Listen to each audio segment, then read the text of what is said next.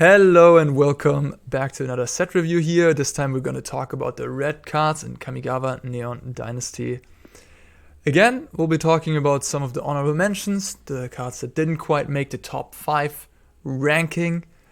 And yeah, with that, let's jump right in. Here we got some rare and mythic instant sorceries. Explosive Singularity, 10 mana, 10 damage. You can make this spell cheaper by tapping creatures, just like Convoke from Ravnica, that mechanic. Yeah, I mean, no, not really. No, this is pretty bad. You will need some creatures on the board to make this cheaper. Then at some point, I suppose it becomes playable, but you need a lot of creatures on the board in that situation. When you already have a lot of creatures on the board, aren't you ahead anyways?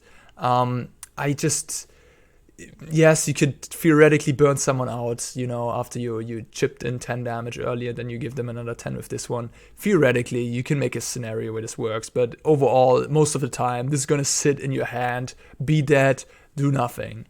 Yeah. You could make a case, Mythic's Mastery in Historic, but honestly, with decks like Green-Black Food and Green-White Heliod, which gain life over 20, I see myself having difficulties one-shotting someone with 10 or 20 damage with an overloaded Mythic's Mastery or something. It's just way too clunky. And you're much better off to do Magma Opus flashbacks with Mythic's Mastery. So I'm mentioning it here because it's the Mythic, but it's not very good. Invoke Calamity is our quadruple red instant here. On this card, you get 2 instants or sorcery spells with total mana value 6 or less from your graveyard without paying the mana cost. Best case scenario, I mean, we're talking about flashback, 4 damage and 3 damage or something like that, 7 damage. Yeah, I mean, this card can do some damage, I suppose, in a burn deck if you're really burn heavy. But, we have stuff like Bloodthirsty Adversary, or Goblin Dark Dwellers in Historic. I think that card is much better because it only needs 1 instant first and foremost. Well, I guess that's not quite true. I always was thinking that you need 2 instants of sorceries, but actually you can just flashback a 6-drop of this, if I'm reading this correctly. Yeah, you could flashback a 6-drop. Okay, that's doesn't make me much more excited, but yeah, this card is just too conditional. Too conditional. The mana requirements are incredibly harsh.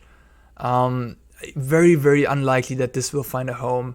Definitely don't invest your wildcards into this card. March of Reckless Joy is our March in red. And this one is one of the ones that I find contradicting in itself. We have a spell here that wants us to get up on cards. We have a card draw spell, essentially, the red version of card draw, exiling the top card of your library. But it does give us the option to reduce the cost of the spell by exiling cards from our hand. So hey, if you're looking for more cards, how about you exile cards from your hand first to get more cards? That just doesn't make any sense. I mean, so it's sort of like a light up the stage in bad. It's a showdown of the skulls and bad. It's inefficient. It's not exciting me. I don't think this card is going to see much play, if at all. Yeah. Ogre-Head Helm, 2 mana artifact creature, and also with reconfigure free. So it's a 2/2 that you can equip for free to give a creature 2/2. When Ogre-Head Helm or equipped creature deals combat damage to a player, you may sacrifice it. If you do, discard your hand and draw 3 cards. We already had effects like these in the past. Bedlam Raveler comes to mind. If you have the right deck for this, perhaps you can make it work. But we're talking about a 2 mana 2/2 creature, so that's not exciting. Yes, it's an artifact. Maybe you get some synergies there. The equip, not that great. Yeah, theoretically, if you're really low to the ground and you have you empty your hand quickly or you play Madness, maybe this can see play, but I think it is just on sheer rate, it's just worse than cards we otherwise have. In Historic, we have Seasoned Pyromancer, for example, which this doesn't come even close to that. So I'm not excited about Ogre-Head Helm. Reinforced Ronin. 1 mana 2/2 artifact creature again with haste. Okay, what? But with a downside, at the beginning of your end step, return the Ronin to its owner's hand. Then another ability, 2 mana channel, you can discard the Ronin to draw a card.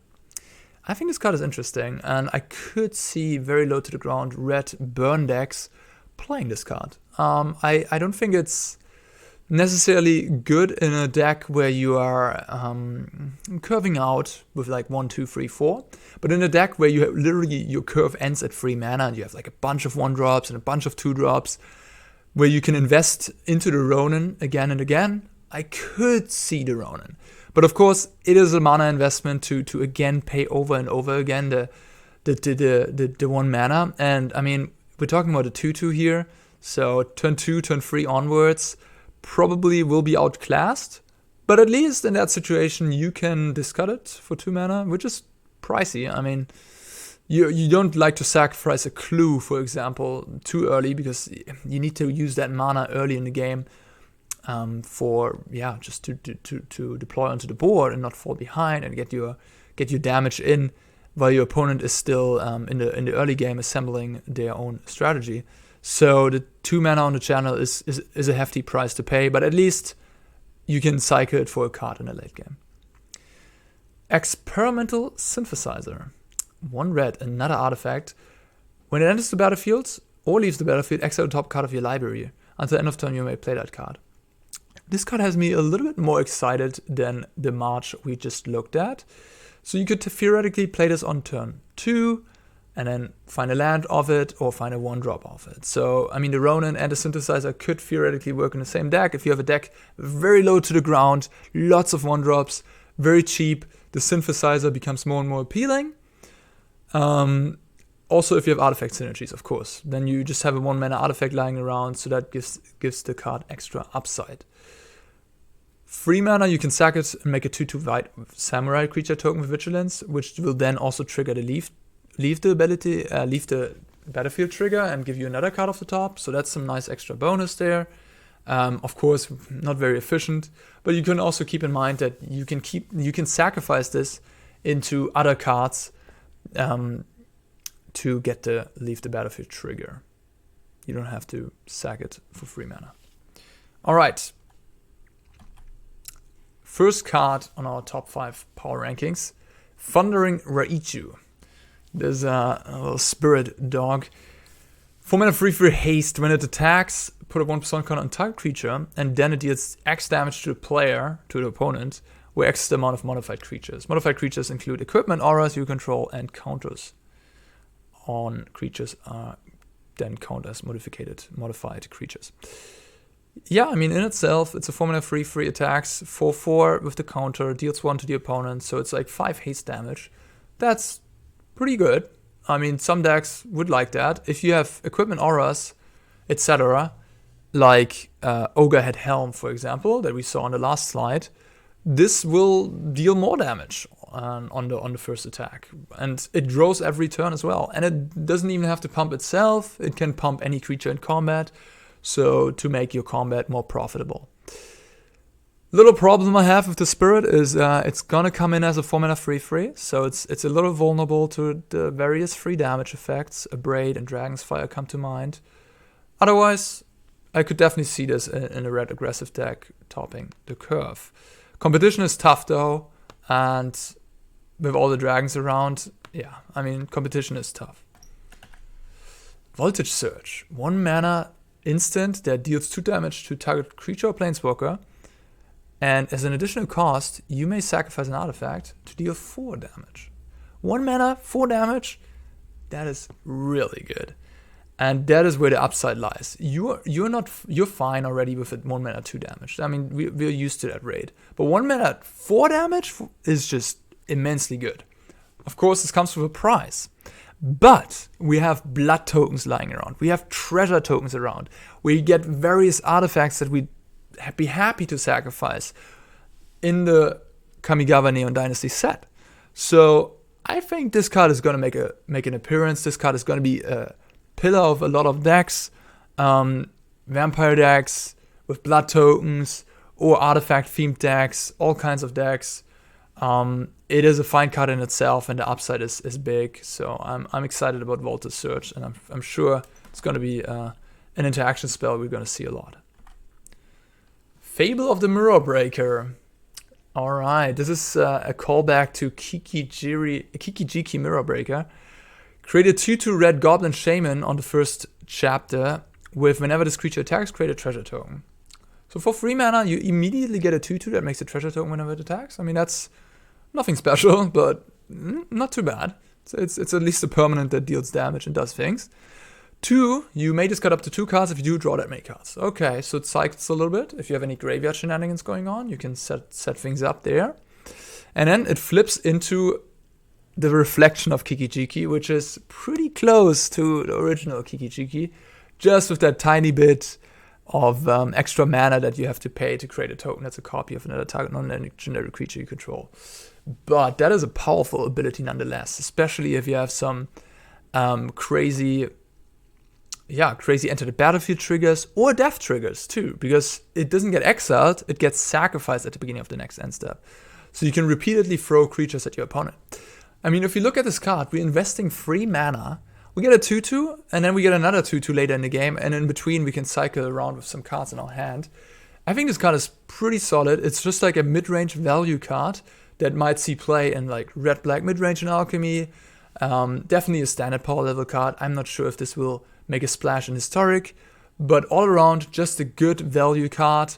Reminds me a little bit of Restoration of Aganjo out of white. This is just a straight up good card. All right, on number 2, the first legendary dragon, Atsushi the Blazing Sky, makes it here onto one of the top 5 lists. The difference, why this one is here and the others have not been so far, is the mana cost. 4 mana is a huge difference to 5 mana. And of course, I mean, we do play some dragons in red, don't we? We have Fearsome Whelp, which this synergizes with. We have Orb of Dragonkind, which this synergizes with. So there's some extra weight, extra potential for a red dragon to shine in Standard in Alchemy. And I mean, the death triggers are amazing, just like with the other dragons. You either get 2 cards that you can play until the end of your next turn, so you get your time to deploy those cards. Don't worry about that. Or you can ramp 3 treasure tokens. If your hand is already stacked, you may be missing some land drops, you need to catch up. This dice, you get 3 treasure tokens to throw your hand onto the table, essentially. I mean, it also has trample. Yes, it's still vulnerable to things like Vanishing Verse and so on, but again, the upside is there, the dragon is powerful, and it is not better than Townriser Tyrant out of Alchemy, that's for sure, but it is one of the stronger 4-drop dragons, and it's really, really gonna shine in matchups where they can't properly get rid of the card. On number 1, we have innocent, cute, little looking Rabbit Battery. 1 mana, 1/1 haste. Equipped creature gets 1/1 and has haste. Reconfigure for 1. So, what is an issue with 1-drops? We often have 1-drops don't have much use in the later stages of the game. You play them on turn 1, they'll deal some damage, they chip in on turn 2, maybe they get in for another 3, but then something bigger comes into play on the opponent's side, and the 1/1 just sits there, can't attack anymore, might be good for a chump block later in the game, something like that. This 1-drop, on the other hand, gives us Reconfigure 1 and gives the equipped creature haste, which is huge. Basically turning every creature you cast after this bigger, 1/1, significant, and giving it haste. I mean, remember here we have Atsushi. How about hasty 5/5 trample flyer? That's pretty good, isn't it? I mean, this card is fantastic for a red aggressive creature deck. I'm definitely looking forward to building mono red. Or I mean, maybe I'm not the right person to look forward to building mono red, but I could definitely see mono red rising in Alchemy or in Standard with mono red aggro with this card. Previously we had mono red mid-rangey decks, we had these dragon type of decks, but maybe it's time for some aggressive rabbit battery, throw all my creatures at you type of deck. Again, this is also an artifact, so you have extra synergies there. I think this is one of the better 1-drops in red that we've seen in a while, and I'm sure it's going to make a splash. All right. Thank you so much for watching. The other reviews that are already done, you can watch them again. Or not again, but I have done reviews on all colors, and there's going to be more to come. And yeah, thank you for watching. I hope you enjoyed, and until next time.